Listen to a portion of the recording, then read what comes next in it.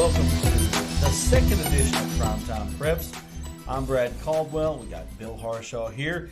And Bill, it was a big-time week in high school football again this last week. I feel like where we're at today, 2020, it's always a big-time week to actually get a chance to play. It really is. I mean, a lot of these kids don't know if they're going to play this week or not. I know that a lot of games throughout the entire season, you work 3 or 4 days installing a game plan against whoever that opponent may be, only to find out a day or two before the game that this thing is canceled. And so, you know, a lot of kids don't know, are we really going to play this Friday? Right. I mean, we've had cancellations all season long. You know, the dynamic that I'm really interested in now, and we've got one game that we're going to highlight here in what went down in primetime, our first segment, is the dynamic of these games that are supposed to happen and then they don't happen, and then these matchups that come out of it. And we have a couple of them actually that we're going to hit on, one of them being Warren and Booneville. Like, we were talking pre-show, and I'm like, Warren and Booneville, you what? Where did this game come from, and why didn't we talk about it last week? Because, you know, listen, Booneville knocked off one. They knocked off a good Dardanelle team as a good win for the Bearcats. And Warren, you look, year in and year out, you can count that Warren is going to be a force to be reckoned with. Absolutely. And so the same thing is for Booneville. So we look down at who played who, and right there in primetime, we're looking at Warren and Booneville going, wow, that would have been a game. Absolutely. But before we get to that, we are going to talk about what went down in primetime, and we're going to get to probably the game of the week in the state, which was North Little Rock and Conway. And this big 7A Central matchup, I feel like it lived up to the billing, Bill. 39-37, the final score of North Little Rock taking the victory over Conway at Conway. A team that we had talked about with Westmore last week in North Little Rock being a possible contender to Bryant in the 7A Central. They were able to jump out to a lead on Conway and able to hold on, but, you know, Conway used some of that energy from that home crowd to make a comeback, and Conway was a legitimate contender to North Little Rock this last week, but fell just a little bit short. And of course there was some prime time athlete and performances going on in that game. Conway tallied up a total of 504 total yards. 439 of that was through the air. So it was very effective in the passing game. And you look at one performance that we've been kind of drooling over all week long, and that's Ben Weiss, 448 yards, 4 touchdowns. Wow. Right. Oh, yeah, he had a big-time game. We'll highlight him at the end of the show. North Little Rock, 303 yards on the ground, 148 yards passing. They were able to take the victory over Conway. Cabot traveled to Collierville, Tennessee this last week, and again, one of those matchups that you didn't know you were going to get until you got it. And Cabot was able to, on the back of quarterback Tyler G. Now, or Gee, not sure exactly. We'll have to figure that out. But with that being said, when you think about Conway, you think about the ball being on the ground, and when I say the ball on the ground, I mean the running game, not necessarily fumbling. But they pass now. You know, Conway or Cabot's a passing team now, much like Conway. Conway's the same way. If you think about way back when Peyton Hillis and Kevin Wardlow played for those two, or for Conway, they were wing T attack back then. I remember one of the best high school football games I ever watched was Conway versus Russellville in the playoffs that one year.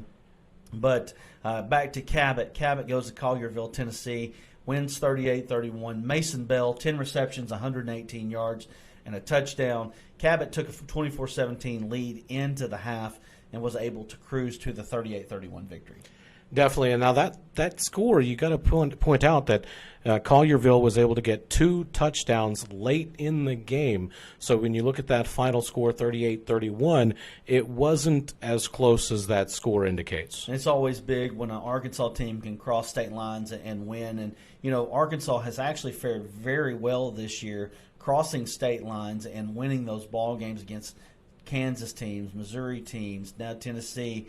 Bryant was able to beat Trinity out of Texas. Unfortunately, Pulaski Robinson went down to Texas this last week and got a chance to play Trinity and got it handed to him pretty good. They sure did, and that wasn't a good game for Robinson. Of course, Robinson, we've talked about them already. They are a good ball club year in and year out. You know that if you go down to take on the Senators, that you're going to be looking at a hard-fought ball game. Absolutely.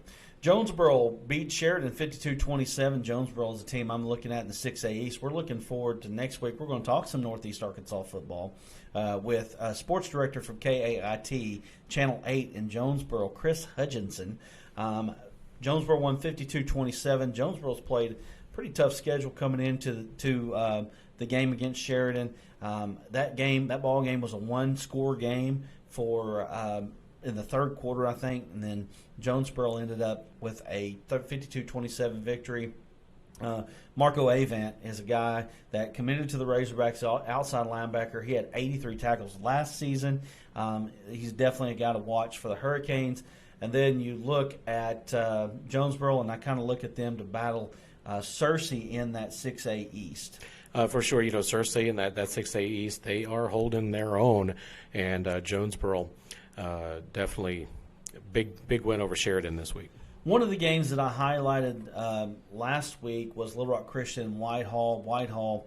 Bobby Bowling has jumped over from Pine Bluff, coaching in Whitehall. Been a couple years now since he's done that, getting that program going over there. But Little Rock Christian, they have proven themselves over and over again the last couple years to be the real contender to PA in the 5A, and it looks like this year is going to be no different.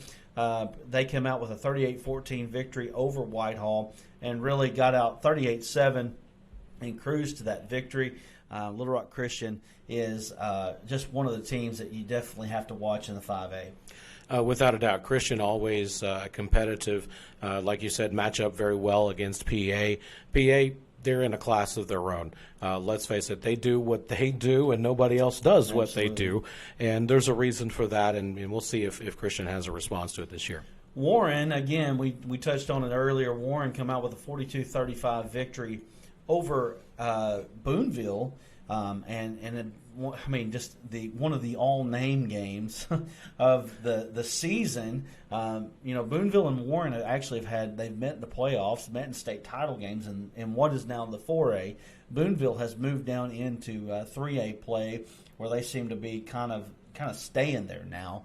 But these two met on the gridiron. Booneville jumped out 14-0 lead, but the speed and the athleticism of Warren was just too much to overcome. And that's what you get. Warren is a very, very good ball team. Let's face it, those Lumberjacks know what they're doing. I don't know what's in the water. I don't know what they're feeding those guys, but it probably has something to do with some corn. Some corn-fed people. Some tomatoes. Some potatoes. Absolutely. Get that meat and potatoes going. And they definitely have the meat and potatoes lined out for them in offensive terms. They know how to score some points. They absolutely do. Cedric Calvert came back and played for the first time this year. 9 carries, 145 yards. That's a nice addition, no doubt about that. Traylon Marshall, 9 carries, 63 yards. And Maddox Laster, his sophomore, made his first start for the Lumberjacks, 8 of 13, 169 yards passing. And just like that, Warren is back. Warren's back, as if they ever went anywhere. Of course, Booneville, week in and week out, Booneville is going to be competitive, just like Warren. But you look at that offensive production that we're seeing, Cedric Calvert playing for the first time, and 9 carries, 145. You mentioned that. Those are great stats for somebody who hasn't seen the game slow down at that level, and that's pretty impressive. Well, and we can also speak a little bit about Booneville, being over here in the River Valley as we are, that Booneville is a 3A team that plays like a 4A team.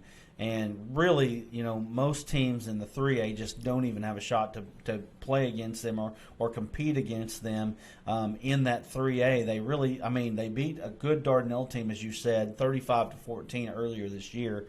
And they're really the creme de la creme of the 3A. I mean, they're going to be a team that's going to be competing for a state championship in the 3A this year. And they went down to Warren. They acquitted themselves well. Unfortunately for them, just not quite enough to get over the hump, as Warren won 42-7. And that as it be, I can promise you that there will be a team in the third or fourth round of the playoffs that's looking at Booneville and is going to go home crying in the root beer because Booneville is going to take care of business. Oh, Booneville's a tough team, and of course, there's matchups are what the playoffs are all about. And of course, this year is just a completely different animal when it comes to the playoffs. In fact, we'll have to get somebody on this show to talk about kind of what the plan is going forward with the playoffs and kind of what they think the contingency plans could be. But with that being said, in those playoffs, both Warren and Booneville are going to be forces to be reckoned with in the 4A and the 3A. Another big game that we had in prime time last week, we look over at Greenwood taking on Mountain Home, a 40-7 win for Greenwood to stay undefeated on the season. Yeah, and before we get to that, though, there's one more game that we do want to highlight, and that is Atkins winning on the very last play of the ball game the other night at Perryville. Now, we talked about this being a great rivalry game, and there's all kinds of wonderful rivalries around the state. And I mean, different places, there's different dynamics. Perryville and Atkins have seemed to be in the same conference now for quite a while. And these two went toe-to-toe last week, Bill. And you're an Atkins grad. That's right. So you know a little bit about this. But these two went toe-to-toe at Perryville. And Atkins was able to come away with the 50-44 victory on the very last play of the game. And that's huge. I've played for Atkins against Perryville at Perryville. Let me tell you, those Mustangs, they're scrappy. These kids, they never let down. They don't have any quit in them, and to force Atkins to go to the very last play of the game. We've seen several games this year end on a last-second, last play of the game type scenario, and it's always good to see my alma mater pull one off. Absolutely, and a name that you need to remember, and if you're a college and you're looking for athletes, this kid right here, Donovan Nooner, has stepped up his game tremendously this year. 288 total yards last week against Perryville, 155 rushing, 33 receiving, and then he had 100 kickoff yards and 1 touchdown for the Red Devils as they were able to overcome and beat Perryville and really set themselves up to be in contention in that 3A4 where Booneville is there, and we really feel like that Booneville is the favorite in that conference. But Atkins and Paris now, I look at those two teams as teams that will be fighting it out for second place. Of course, I don't know if Paris has played Booneville just yet. I'd have to look. But I know that Atkins has Booneville coming up. And so I know that they're going to be ready, and I know they're not conceding anything over there in Red Devil land. But right now we'd have to say that Booneville's the favorite in that conference. But Paris and Atkins are definitely true contenders for second place in that conference. And, of course, Paris, we mentioned Paris. They took on a Hector team last second after Hector's game was canceled last week. And they put on a show against Hector. And we know that Hector is a pretty good ball team as well. They are a good, solid 2A ball club for sure. Paris took care of business there. Paris is 5-0, and rumor has it, and we haven't been able to check it out just yet, but rumor has it that Paris is 5-0 for the first time since 1969. Now we're going to have to do some checking on that off the Twitterverse there. So folks were letting me know that hey, Paris is playing some ball over here, and they are. They're playing very well. Kind of out of nowhere this year. They've kind of come up. I think they were picked fourth in their conference, and now they really look like it's going to be between them and Atkins for second place in the conference. Well, like you said, Greenwood is one of those teams that we always talk about in the primetime slots. And Greenwood did go to Mountain Home last week and win 40-7. Greenwood is a true contender in the 6A, always a true contender. And you know what? You're about to hear an awesome interview from Greenwood linebacker Jordan Hanna. Hanna is a 17th rated player in the state by 24/7 Sports, getting lots of looks in college. We're going to let him tell you a little bit about that right after this. You're watching Primetime Preps. You're listening to Primetime Preps on all of the ESPN Arkansas platforms. Here, in the heart of the River Valley, is St. Mary's Regional Health System. Here is the area's most comprehensive range of medical services, along with advanced treatment options and responsive emergency care. Here is our team of more than 900 professionals who bring healthcare to life through people caring for people. And it is here where you can count on St. Mary's to always be, because to us, community matters. For more than 90 years, our investment in our community has been unmatched, and today that couldn't be stronger. St. Mary's, we're here for you.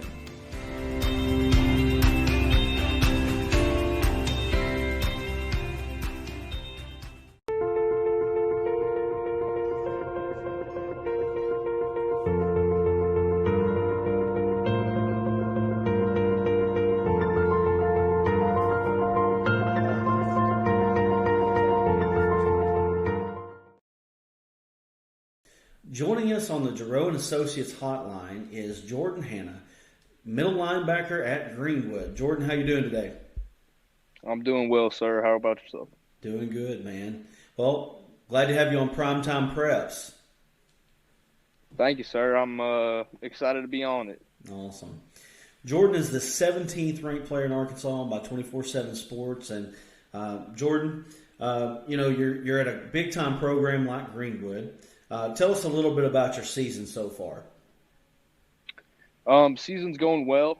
We're 5-0, 4-0 in non-conference, and 1-0 in conference. So, on paper we're doing pretty good. I think there's still a lot we can work on. There's a lot we need to work on, and I just don't think we need to be content. So That's kind of how our season's going. So 5-0. I mean, you always expectation at Greenwood. There's always the expectation. You don't just go to the playoffs. You guys play for state championships. What's it like playing at a program like that with such high expectations?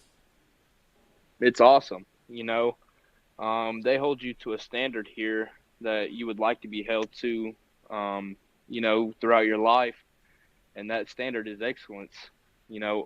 Throughout the program, from the time you're a young guy in pit bulls all the way through the middle school program and all the way on up to the high school program, they hold you to, I would say, not settling for less than what you can achieve.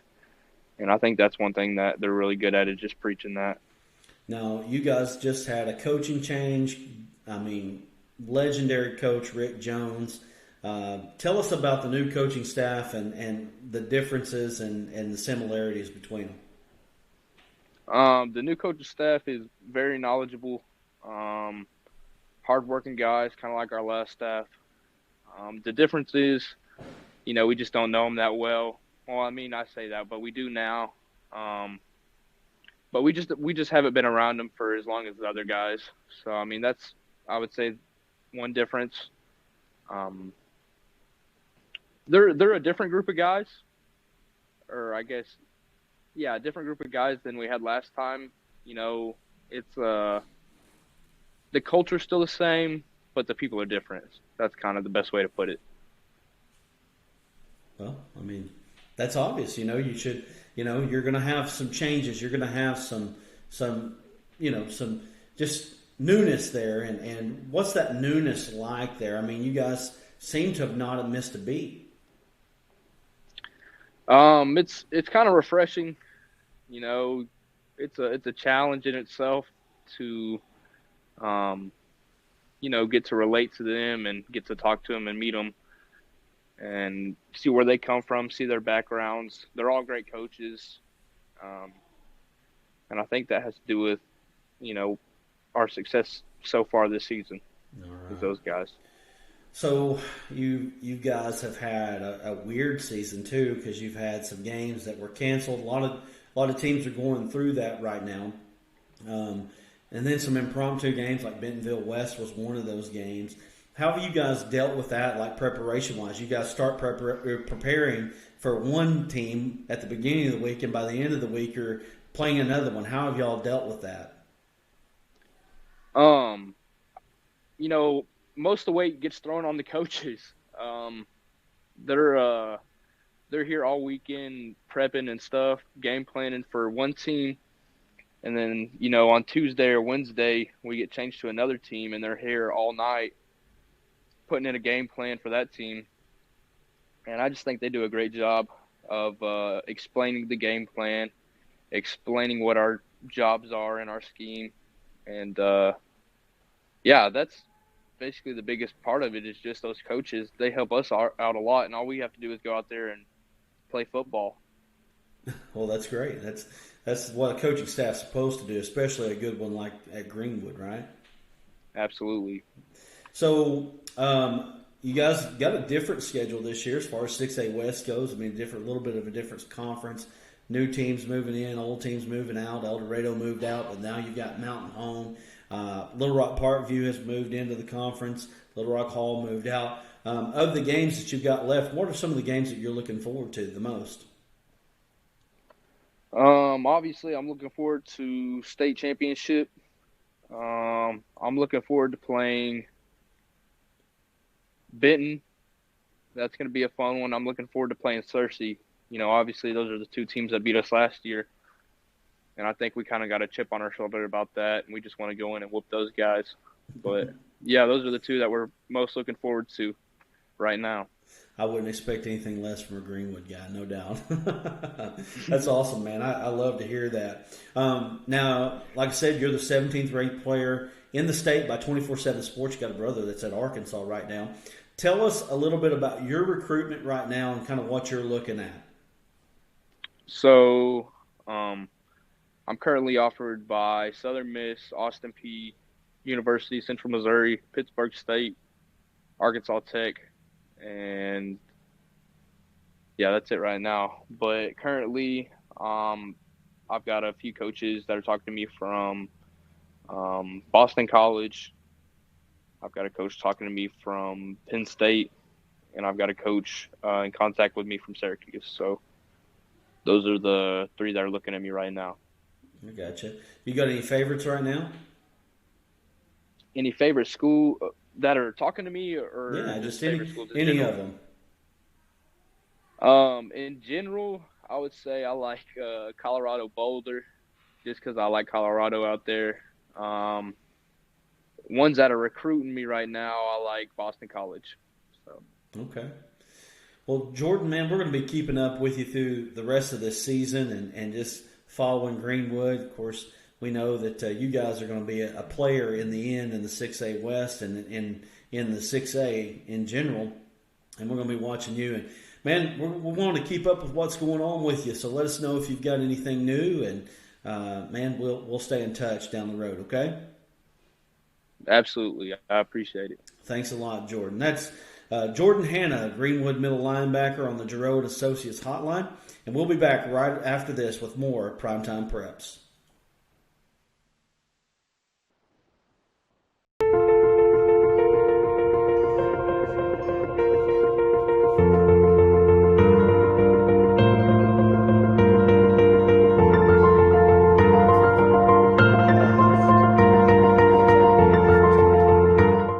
Here, in the heart of the River Valley, is St. Mary's Regional Health System. Here is the area's most comprehensive range of medical services, along with advanced treatment options and responsive emergency care. Here is our team of more than 900 professionals who bring healthcare to life through people caring for people.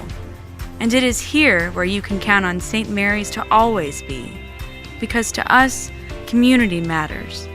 For more than 90 years, our investment in our community has been unmatched, and today that couldn't be stronger. St. Mary's, we're here for you.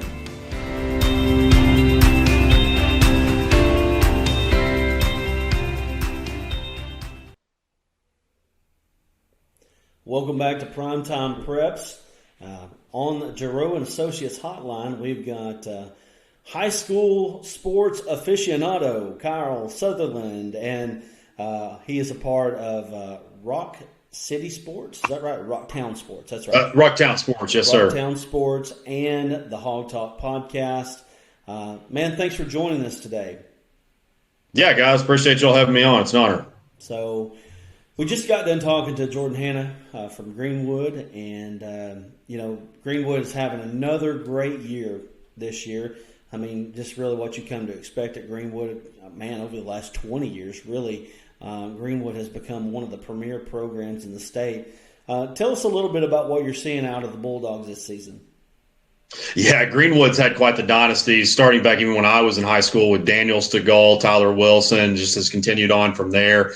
And, beating Bentonville West, we knew they were going to have a really good team this year, but we really saw what they were about when they beat Bentonville West. And I know that you mentioned Jordan. He's actually been on the Hog Talk a couple of months ago. Porter Hayes, one of our co-hosts, interviewed him. I actually didn't speak with him myself, but that's one guy. I know he's got a couple of D1 offers right now, but I definitely think that since we're singling him out, that he is a P5 player, no doubt. Yeah, he talked about some of his offers. Boston College was one of the teams that was looking at him. He even talked about Penn State looking at him on the phone with me earlier this year. But Greenwood having another successful year, even though they've made a little bit of a coaching transition. Yeah, I don't really know a ton about. I knew that they had that Rick Jones had retired. I just got back from Texas in March, so I was a little bit out of the loop. I've just started covering high school sports in terms of writing articles and stuff this year, so I was familiar with it. I think didn't they promote their defensive coordinator? I know, wasn't it from within? I think that's correct. Yeah. I believe you're right. And Rick Jones, he moved on to Missouri actually as a consultant up there, I believe, with yes. Eli Drinkwitz. Eli Drinkwitz is a former high school football coach here in the state at Alma, Springdale, and then he followed on with Gus Malzahn down at Auburn, and just kind of has worked his way up the ranks and has become a head coach in the SEC. It's pretty it's got to be inspiring to some of the coaches around here just to keep putting your head down, keep working, and see what happens. Yeah, Eli's a great story. I think he said he's from Alma and was at Springdale with Gus. I want to say the Springdale 05 team with Mitch Mustang and all those guys are at least around that time. Mm-hmm. So, he and Gus and they're just two of the names that have been, and you date all the way back to Wilson Matthews. There's been a lot of high school coaches that have gone to do great things in college, and Eli could very well be the next one. Absolutely. Let's talk a little bit about cancellations. Things have happened throughout the state, canceling games, and you talked about Greenwood and Bentonville West matching up with each other. That was an impromptu game. We've seen a lot of that. I think Cabot played Collierville, Tennessee this last week because of COVID cancellations.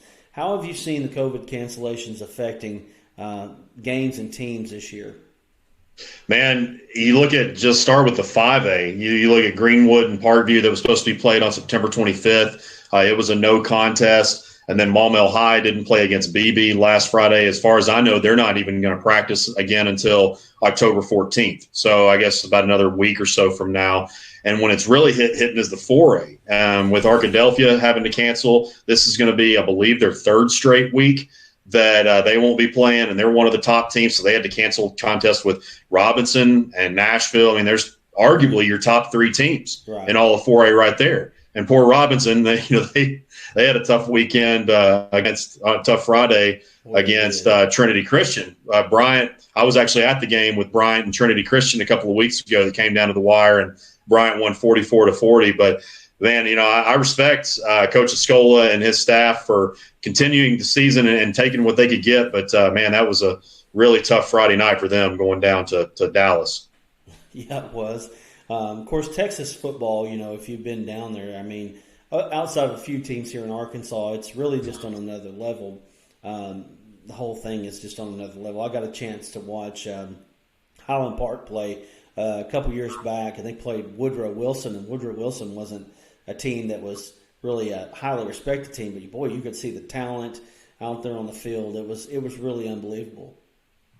Yeah, like I said, I was in Texas from 2017 until this past March, and I was in San Antonio, and it doesn't have quite the high school football that DFW or Houston or Austin does. But I just this past fall, I went to see Austin Westlake, which is where Drew Brees, Sam Ellinger, Nick Foles all went, then play a San Antonio high school. And I love Arkansas high school football. I played it. I'm very passionate about it, but yeah, it is just a whole nother level there. Well, let's talk a little bit of Arkansas high school football other than the COVID cancellations. Big game this last week as North Little Rock beat Conway 39-37. Really a game that kind of sets up a showdown at some point here with Bryant and North Little Rock. Of course, we kind of thought that they were on a collision course anyway. New coach J.R. Eldridge took over at North Little Rock. Tell us a little bit about that game. Yeah, I've seen North Little Rock twice, and I think really Cabot is a team that not a lot of people are talking about. I think that Bryan I just don't see anybody beating them. I think they're going to end up probably three-peating. But right behind them, you would think that it's North Little Rock off the bat, and we were thinking that it was maybe Conway too, and Conway's still pretty good. I think it was 39-37 that North Little Rock won. But you got to put Cabot in there too. They've been doing some great things under Scott Reed in year two. Scott Reed, obviously a very established coach. I think won two or three state championships down at El Dorado. And so I do think that up until the end of the season, when North Little Rock sees Cabot and they see Bryant, that's when we're really going to see. I feel like it's going to be, like I said, Bryant at the top, and then right under them, it's who's going to fight for that number 2 spot in the 7A Central. But I'll tell you, that running game for North Little Rock, Kareem Cotton, I was there against Central when he had 5 total touchdowns. Fred O'Donnell, he has scored at least 2 touchdowns in the game that I've been to. And Steve Sullivan compared Fred O'Donnell, at least his stiff arm, to Darren McFadden. Yeah. I don't know that I would quite go that far, but one way I would compare him to Darren McFadden, if we're going to at all, he's always going to fall forward. Fred's just a guy. He's a stocky running back. He's quick, but man, he's going to get you that 3 to 4 yards each carry. And I mean, a lot of times I saw him do more than that. I'm not sure where he's at right now, but up until about a week or so ago, I know he was averaging about 10, 11 yards a carry in the 7A. So and that's J.R. Eldridge teams. They play defense and they run the ball. North Little Rock's aerial attack is nothing insanely special, but they definitely, again, they can get the ground game going really quick, and they can play some defense. They sure can. And moving on down into the 6A, we were talking a little bit about Greenwood. Feel pretty good about Greenwood being in the mix. Who else do you feel like can be in the mix there? Right behind them, you think about Parkview and Lake Hamilton. Those are the two that come off the bat. I know Benton, I think, was actually the favorite per Hootens. And so I'll be at the Parkview-Benton game at War Memorial this Friday. And Benton's at 3-2, had a pretty questionable loss to Catholic. Catholic, from what I've heard, is playing very tough this year. I think their record's around 2-3 or around 500, but playing really tough. But that was not one that you were expecting Benton to lose. I know that there was probably plenty of us that thought that Bryant was going to win the Salt Bowl. I don't think that was a lot of surprise there. But right under Greenwood, to me, it's probably between Parkview and Lake Hamilton, and it really stinks that one was a no contest because, yeah, you're going to get Benton and Parkview, but I think we all would have loved to see the Lake Hamilton Parkview matchup too. Now, have you heard anything about the AAA and kind of what their plans are if there are some COVID situations in the playoffs?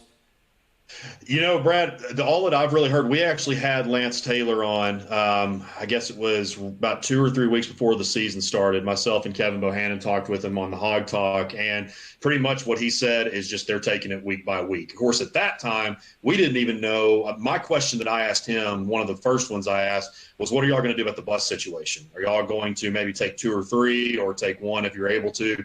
And he said, right now, we're just playing it day by day. And that was about 2 months ago now. So really, that I haven't heard anything new. It's just really each day, because as we've seen with Maumelle, as we were talking about with Arkadelphia, all these schools that have had to cancel, one day they're playing and one day they're not. Yeah, I know that it's a nightmare scenario when you have a team that wins a playoff game and then there's a COVID situation, whatever it might be, whether that be positive test or any kind of quarantining, and then they have to either, I guess, forfeit a playoff game. I mean, I'm not sure what that's going to look like, but I'm glad I'm not having to make those decisions. Yeah, that's really tough. I mean, you would think now it seems like just a simple solution for the no contest in the regular season, but clearly you can't. I guess what do you do? Flip a coin to see who advances? I mean, it's just it's really tough. I'm with you, man. I really just would not like to be in that position, but it's a lot of adjustment. I mean, as we're seeing, I got on mute right now the Chiefs Patriots game, and with what they had to do, that was supposed to be a Sunday afternoon game, and here they had to adjust to Mondays, and we might have to see that as we keep going with the football season. Right. Moving on down into the 5A, PA seems to be the team to beat in the 5A. Tell us a little bit about teams behind, teams behind them. I know Wynn's undefeated at 5-0. Harrison's at 4-1, and they're number 4. And then number 5, you got Maumelle, who again won't be playing for at least another week or so. But if we talk about Greenwood and the dynasty that they've had, PA's right up there too. And I see them taking it again with the out-of-state teams that they've played and beat. They've already had an insanely tough schedule. I mean, starting off with arguably the top 4A team in Robinson, and they're doing the dual threat, the dual quarterbacks again, doing the alternating, and just with Joe Hyman, Jalen Wilcher, just some stud skill players that they have there, and they play some pretty good defense too. I remember playing those Kevin Kelly defenses in high school, and you were just so confused because you didn't know whether they were going to rush 9 or drop 9, what they were going to do. So their defense, when you really think about it, doesn't make a lot of sense to you. But just like everything that they've done, I think that's pretty much their goal, is for it not to make much sense. Right. Well, you know that Kevin Kelly, he's going to think of things out of the box. That's just him all the way up and down. And, of course, they've been greatly successful with it. I mean, really right now seem to be just about unbeatable. The only team that's even touched them over the last couple of years is Little Rock Christian. And it seems like they haven't lost, but maybe those 2 games in the last 5 years. It seems like they win every game every year, you know? Yeah, I don't know if I mentioned. I think I did. If I didn't, I know I mentioned Wynn, but yeah, Little Rock Christian's right up there too. Corey Platt, I think, man, he's a very underrated running back. I know he's committed to A-State right now, but doesn't get the attention that I think he deserves. He's a stud player too, and so Little Rock Christian definitely deserves to be in that mix too. But I really do think the 7A is Bryant's to lose, 6A is Greenwood's to lose, and PA is the team to beat in the 5A. Who are some players that you feel like that are kind of under the radar that maybe aren't getting as much mention as some of the top guys, maybe some of those Razorback commitments? Who are some of those guys that you would think are not getting talked about enough? You know, Corey, if you would have asked me that a little earlier, I would have said Corey Platt. Again, I know he's getting college attention, but I definitely think that he is deserving of a lot more. Jordan Hanna, again, we talked about him earlier. I think that he should definitely be up there. His brother's on campus with the Razorbacks, and seen a lot of film on him. Seen plenty of his stuff on Huddle, and really I've never actually seen him in person, but really like what he has to offer. But and then I think a lot of the ones that I've probably got on my mind are the ones that I've mentioned. Kareem Cotton, I know that he's from the quarterback from North Little Rock. I don't think that he'll play quarterback in college. I think he's got like UAPB and a couple of the GAC schools around the state. But him and Fred O'Donnell are 2 guys that I definitely could see. If they keep on doing what they're doing, their recruiting will pick up. And I'm not saying they're going to get a Razorback offer or anything, but definitely those are some guys that are flying under the radar. They're unlike – you think about Aaron Outley and Landon Rogers and James Joyner from the class of 2022, and there's many that you could – and I just named them because they're Central Arkansas players. They've gotten a lot of attention for quite a long time now, and I still think that there's plenty of guys in the Central Arkansas area that we have not seen the best of yet. Yeah, and Central Arkansas has got to be good for the Razorbacks to be good. I mean, that's when you look at the Razorbacks in their heyday. Of course, guys like McFadden come to mind right off the bat. When Little Rock is good in football, it really helps Arkansas. Yeah, it does. I think back to one of the class of 2008, arguably, and definitely, and I tell this to people all the time, definitely nothing that I had to do with, but one of the best classes that we've ever seen come through. You think of Joe Adams, Greg Childs, Jarius Wright,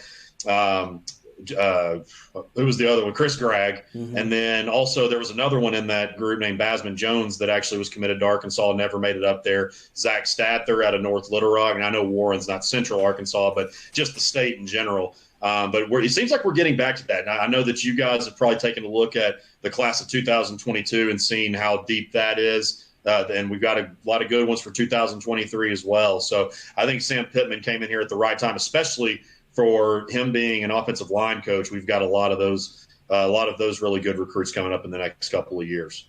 All right, Kyle. Man, thanks for joining us here on Primetime Preps. We really appreciate it, and I'm sure we'll talk to you down the road here. Yeah, guys, absolutely. Appreciate it. That's Kyle Sutherland joining us on the Giroux & Associates hotline, and we'll be back with more Primetime Preps right after this. Here, in the heart of the River Valley, is St. Mary's Regional Health System. Here is the area's most comprehensive range of medical services, along with advanced treatment options and responsive emergency care.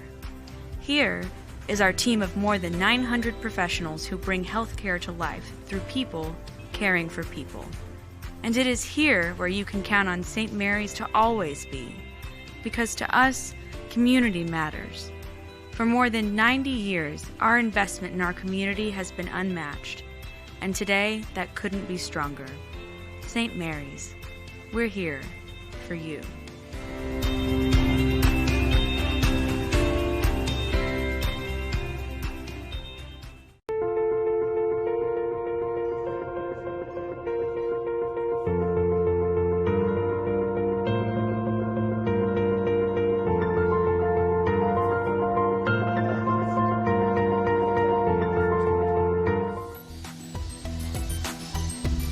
Welcome back into the final segment of Primetime Preps. So glad that you listened or watched us. It's kind of weird, that the transition there, Right? It's like On multiple platforms, hey, you're looking, you're listening, you're seeing, you're believing. Whatever it is.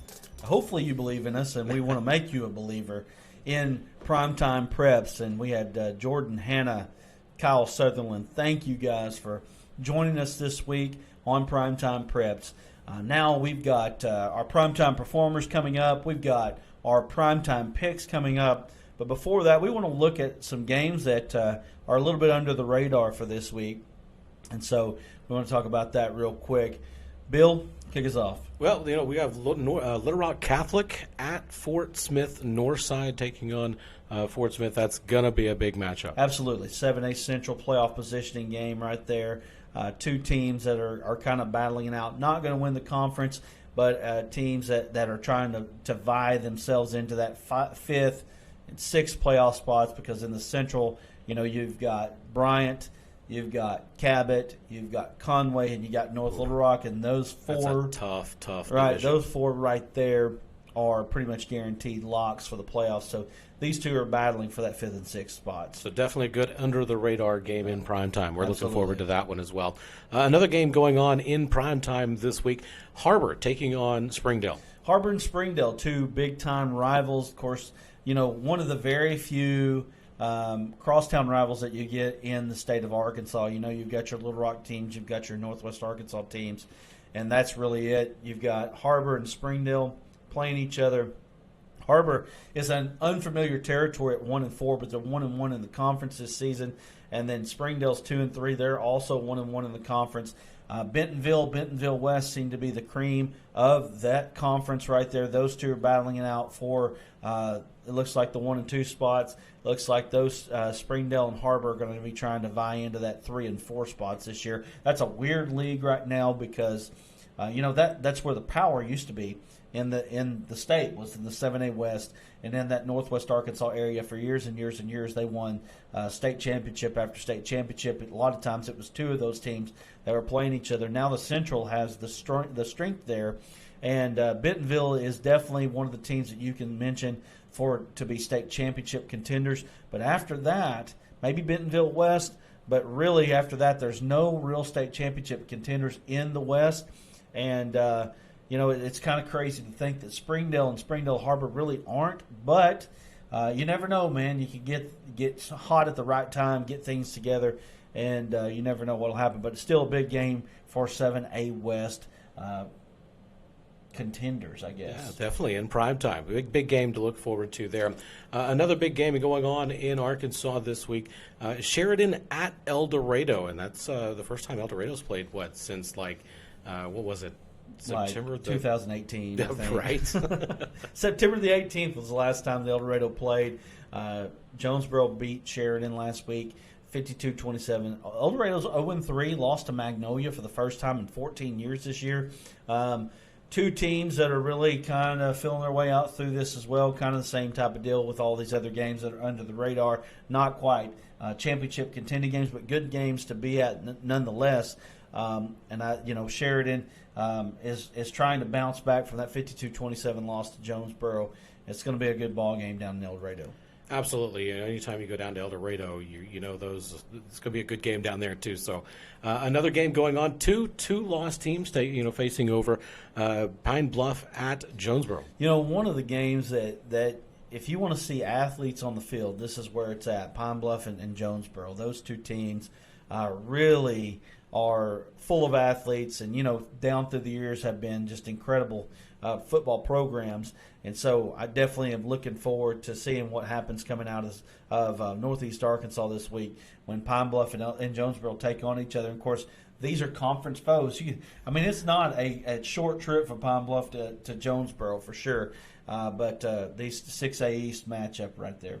Looking over in 5A, you have a 6-0 win at Valley View, who's 4-1. So that's going to be a big game. Wynn really looks to be one of the teams that you can consider a contender to PA, to Little Rock Christian.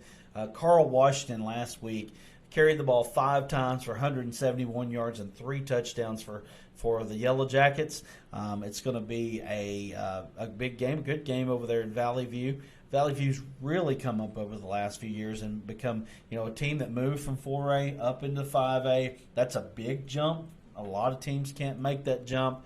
Pea Ridge seems to be making that jump decently this year, it's been a little bit for Valley View, but they are definitely a team to be reckoned with in the 5A East. But Wynn seems to be the team right now that is the best team over in that area. Yeah, that's the Wynn, 6-0. They are proving themselves to be a serious contender in all of 5A, so that's going to be a big matchup there. Also going on, we have another 5-0 team in Prairie Grove at Shiloh Christian, a 2-1 team who's only played 3 games. Prairie Grove and Shiloh Christian really battle it out every year for that 1-4A conference. Two teams that have played for state championships in recent times or been really close to it. It's actually crazy to think how long it's been since Shiloh Christian actually won one. It seemed like they used to win them every year. But this is probably for the 1-4A crown there. Prairie Grove has just given up 15 points a game this year. And Shiloh, they've really not been tested all that much this year. Win over Green Forest, a win over Berryville. Those are two teams that are probably going to finish the last two teams in that 1-4A conference there. The loss that Shiloh has is to Page out of Sand Springs, Oklahoma. I do expect Shiloh Christian, even though they haven't been all that tested, that they're still a very good team. Definitely a good team, but Prairie Grove, 5-0, they are again proving themselves as primetime contenders, so a good ball club up in Prairie Grove. Also looking ahead, we have a 5-0 Ashdown team way down in southwest Arkansas, or southwest Arkansas. Let me get my geography right. Yes. Southwest Arkansas taking on a Malvern team, also from the southwest part of the state, at 3-2. Athletes all over the field. Ashdown and Malvern, they're going to have athletes, and this is going to be an interesting ball game. Malvern has got the home field advantage this week, and so we'll see what happens, but you're going to see lots of speed on the field. That's going to be a fun matchup. We'll be looking forward to that one and see what comes out of that. Another big game going on in Arkansas, Camden Harmony Grove on the road at McGee. Yes, that's probably your game of the week in the 3A.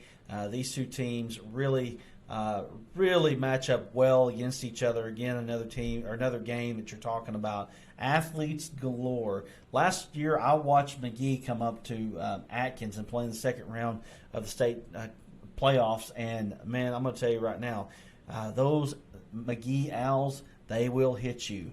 That was a physical ball game. And, really, they roughed up a good Atkins team last year that loved to air the ball out. And they did everything they could to keep them from it. One of the things that they did was rough those receivers up for Atkins. And Atkins had a tandem of wide receivers that were some of the best in the state. and Creed Stubbs and Trent Casto. McGee handled them very well last year. But this is a little bit different of a ball game here. Different style, different type of athlete that you're going to see on the field with Camden Harmony Grove, but nothing that McGee hasn't seen so far.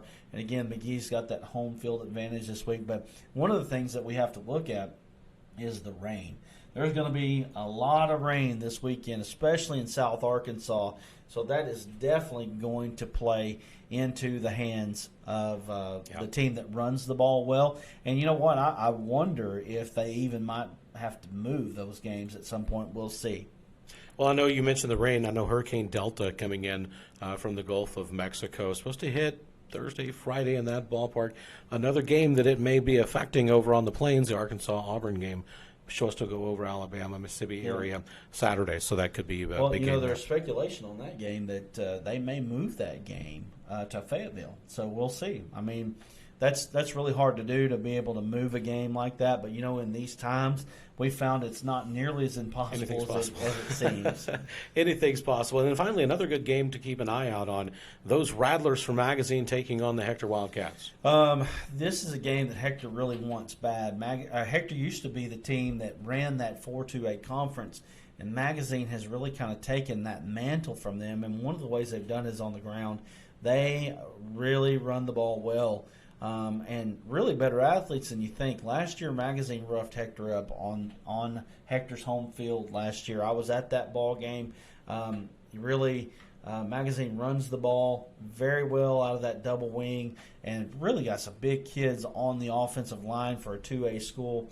I love Ty Day. I love Gunnar Garrison. Those are two really good athletes for Hector. That's going to be a fun ball game, a 4-2A matchup that, right now in the 4-2A, you've got Bigelow, you've got Magazine, you've got Hector, and you've got Quitman. I think that Quitman is probably a little lower than those three other teams, but this one right here can set one of those two teams up to really contend against Bigelow for that number one spot in the 4-2A. So that's a really big game going on just up there in northern Pope County.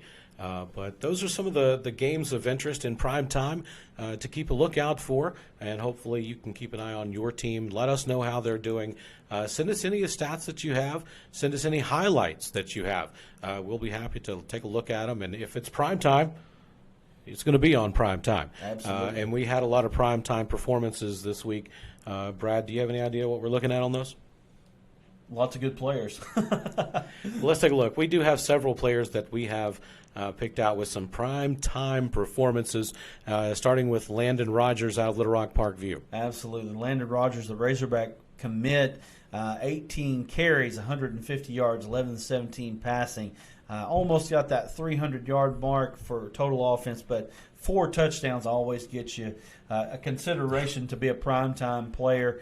And Parkview takes the victory last week, and big game this week as they take on Benton, which we're going to get to in just a minute in our primetime picks. That's right. So the big game for Landon Rogers, again, 18 carries and 150 yards, 4 touchdowns through the air. Outstanding performance by Landon Rogers. And then also in Blytheville with the Chickasaws, we have Jeremiah Northern. I actually challenge anybody that might have to see who had a better game than Jeremiah Northern last week, or really any game this year. Northern set a school record with 410 passing yards, 141 on the ground. He had 551 total yards of offense and 6 touchdowns, Bill. 6. Count them. That's more than one hand, I found out. Absolutely. Blytheville, Jeremiah Northern doing a great job there, quarterback for the Chickasaws. And listen, anytime you have that star that says state record next to a performance, that's prime time. That's going to be on here. Absolutely. Ben Weiss from Conway, 28 of 45, 448 yards and 4 touchdowns in the loss to North Little Rock. But Ben Weiss having a great year this year. I think he's got almost 1,300 yards passing. Again, you're not used to Conway airing it out as much traditionally. Of course, a lot of these teams that you're traditionally not used to, they all air it out now. But one team that's not airing it out is the Cedarville Pirates, and Daryl Kadich Daryl Kadich, 24 carries, 217 yards, and 1 touchdown. And over 1,000 yards in 5 games. That's something that a lot of people don't do over the course of a season. Absolutely. And really, he's getting a lot of looks right now out of Cedarville, which, I'm a little bit familiar with the Cedarville program, and I can tell you, there's not a lot of kids that come out of that program that get college looks. Kadich is a big-time beast over there, and if you haven't seen the highlight, look it up. He hurdling a kid from Charleston, and, last week we talked a little bit about that Cedarville and Charleston game as a game that Cedarville really wanted to win. Unfortunately for the Pirates, they were unable to win that game. 36-34 was the final score there at Charleston, but what a ball game that was to be at. We also have some other primetime performers to throw at you. Jaden Strange out of Stuttgart and the Rice Birds. Big game out of that quarterback right there. 133 yards passing, 102 yards receiving, 2 passing touchdowns, and 3 receiving, I should say. What a performance by Mr. Strange, and I've heard a lot of good things about Mr. Strange as a guy, Jaden Strange, as a guy that is going to be highly recruited, just a sophomore from Stuttgart. And I'm telling you, listen, when you're getting it done throwing it, you're getting it done catching it, 4 out of 5 passing.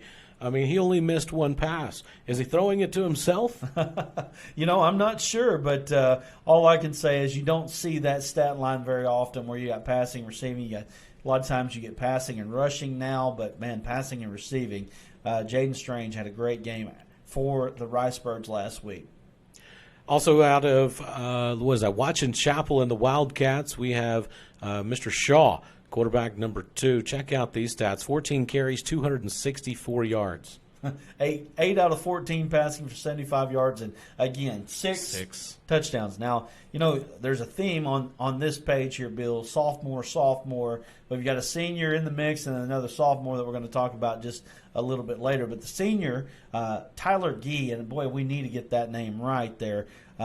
Tyler Gee, 11 of 20. 312 yards and 3 touchdowns in the win over Collierville, Tennessee. And, you going on the road, anytime you go on a long road trip, especially when it's out of state, and perform like that, you're putting some eyes in the state of Arkansas, you're shining some lights in the state of Arkansas, and you're letting everybody know that the Cabot Panthers were primetime. Absolutely. Finally, Dardanelle quarterback Drew Vega, sophomore kid that I've watched grow up, 150 rushing yards and 11 of 15 passing for 140 yards over Lamar last week. And again, 6 touchdowns accounted for Mr. Vega as we wrap up this week's primetime performances.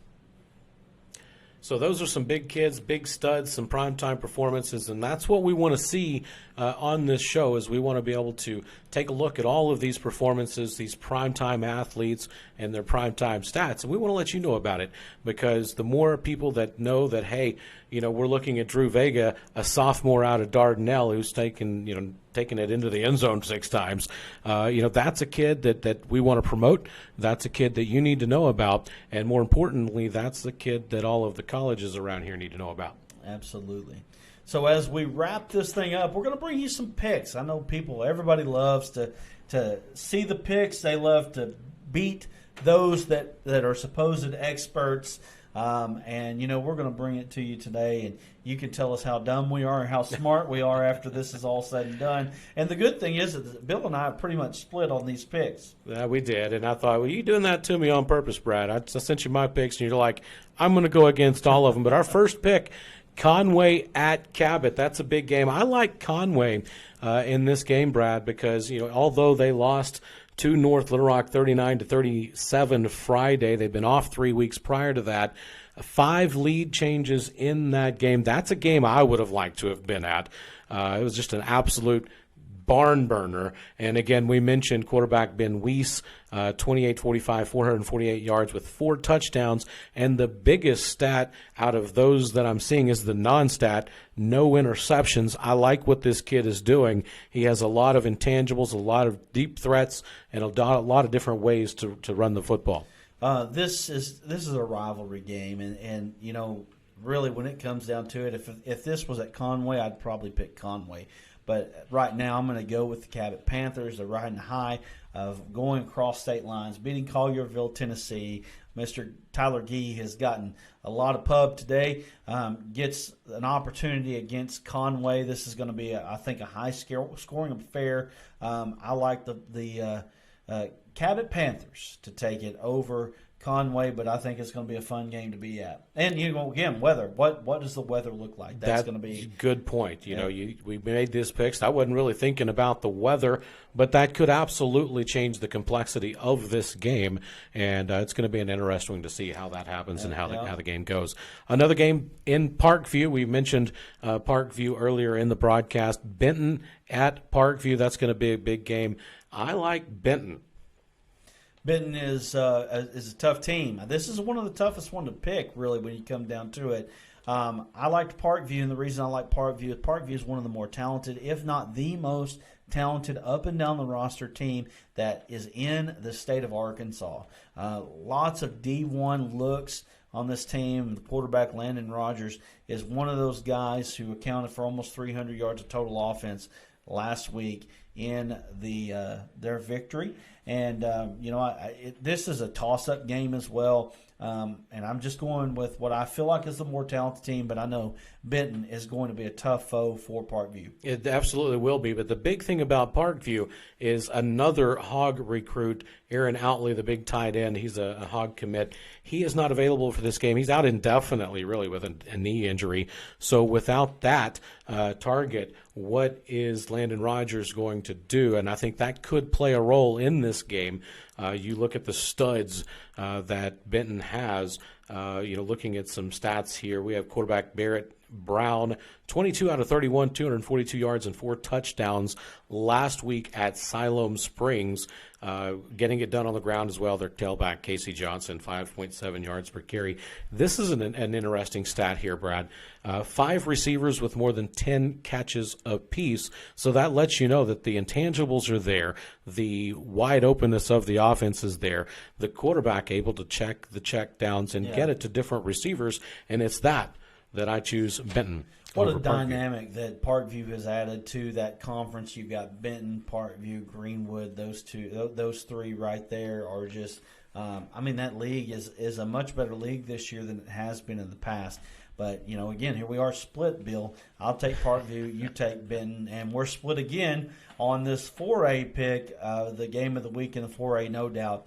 Joe T. Robinson at Nashville, 7-4A matchup, and that 7-4A is just brutal down there, and really has been over the last 4 or 5 years the SEC of the 4A. I like the Senators. The Senators have been untouchable unless they went to Texas. Last week was a rough go of it. Again, one of those COVID type of things. They were able to pull out a game. Unfortunately, Texas football's a different story. It's a whole different ball game down there.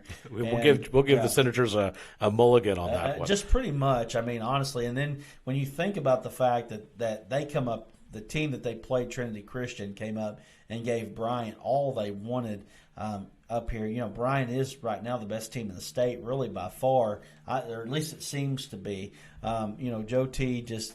Again, like you said, take a mulligan. I like the Senators, but going to Nashville is going to be tough. Nashville is going to be tough. Listen, I've played a lot of times against those Scrappers, and they've sent me home crying in my root beer a few times on some late playoff drives. Listen, you never want to play Nashville. There is never a good time to take on Nashville, especially when their defense last week forced 6 turnovers, 5 interceptions by 5 different players at Fountain Lake. And it's for that reason alone, they're showing some great defense. You can look up in Fayetteville and know that they have a lot of great athletes that are coming out of Nashville historically. You know that the player progression in that program is good. They're going to have some great players. And because of defense, I think defense wins that game. I'm going to take the Scrappers. Ozark Dardanelle is a game that was supposed to be played a couple weeks back, but because of COVID cancellations, here we are now. Pottsville was supposed to travel to Dardanelle this week. Ozark gets the game against Dardanelle because Ozark was supposed to have a bye. It fell at the right time, and these are the two best teams in the 4A. I like the Hillbillies in this ball game. I mean, Ozark has been the standard for the last 3 years there in that league, and this year I don't feel like it's any different, although I do feel like that both Ozark and Dardanelle are a little bit closer to the rest of the pack than they have been in the past. I really think that Ozark wins this ball game at Dardanelle, but I will say this. Last year, Dardanelle had every opportunity to take a 2-touchdown lead in that ball game. They chose to kick a field goal up 6-0, I believe, and the field goal was blocked, and Ozark returned that for a touchdown, completely flipped the momentum of that ball game, and Ozark never looked back. We'll see how this works out this week for these two teams, but I like Ozark to beat Dardanelle this week. And I think this is the closest, hardest game for me to pick personally because I see these two teams as very evenly matched. Dardanelle beat Lamar 42-28 last week. We've seen Lamar in person. We know Brady James, star athlete for Lamar. He's hard to be stopped, and Dardanelle was able to do that, as well as we mentioned earlier, Drew Vega with his plethora of touchdowns. Kind of pick your poison. He's going to do it. And it has a nice receiver, Jordan Branson, a key target receiver for Dardanelle.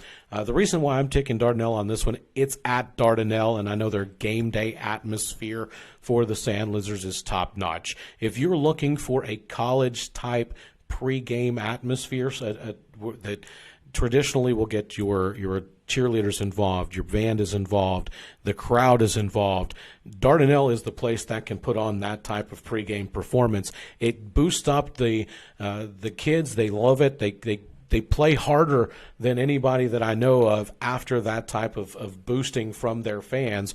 I like Dardanelle. It's, again, going to be interesting to see what happens. This is most likely the winner wins that 4-4A with a victory on Friday night. One that we don't differ on this week, Bill, the only one that we don't differ on, we like Fordyce to travel to Junction City and win that ball game. Fordyce, the defending state champions in the 2A, playing a perennial state title contender and really state champion. There's been hardly anybody that can touch this team over the last few years. That's the Junction City Dragons. But right now, Fordyce seems to be the top of that classification.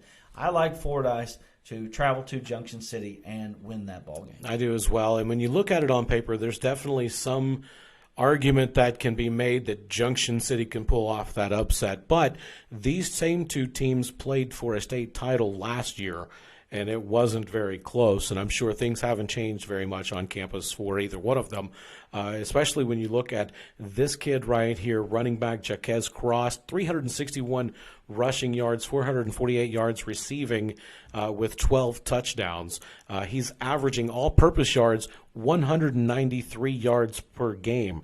So he is an all-around athlete, kind of the Swiss Army knife, if you will, of performers. Definitely a primetime performer. We're going to have this kid on as one of our primetime performers pretty soon. I can feel that coming. It might happen this week at Junction City, but again, talking about playing devil's advocate, if there was any chance that Junction City wins this game, it's if you lock down Cross, shut him down. He's too dangerous, and if you double cover him, shut him down, anything like that, they have a chance to win. I think that's their only chance to win. But then again, Fordyce is pretty tough. Fordyce is definitely tough, and Junction City. But when you travel down to Junction City, you're going to have to bring it. And you're talking about straddling the line between Louisiana and Arkansas. You're on the 50-yard line. You're in Arkansas. On the other side, you're in Louisiana. So definitely a different type of ball game. That's actually quite a ways, I mean, that's Fordyce, not too far from Sheridan. It's not just right next door to each other, but we both like the Red Bugs. So that's where we're standing on our primetime picks and our primetime performance. Another great show, Brad. Man, we really appreciate everybody that is getting in on this show with us. We've had Wes Moore, Kyle Sutherland this week. Mr. Jordan Hanna, with us this week. We're excited about where this show is going. Tell your friends about Primetime Preps. You can watch it. You can listen to it. You've got it on every platform that known to man. you can be a part of it with us. Let us know. And again, we're going to wear your high school stuff. We got a little bit of Pottsville stuff this week. We had a little bit last week. But we want to put your team out there. We want to make them prime time as well. So for Bill, I'm Brad saying so long. We'll see you next week on Primetime Preps.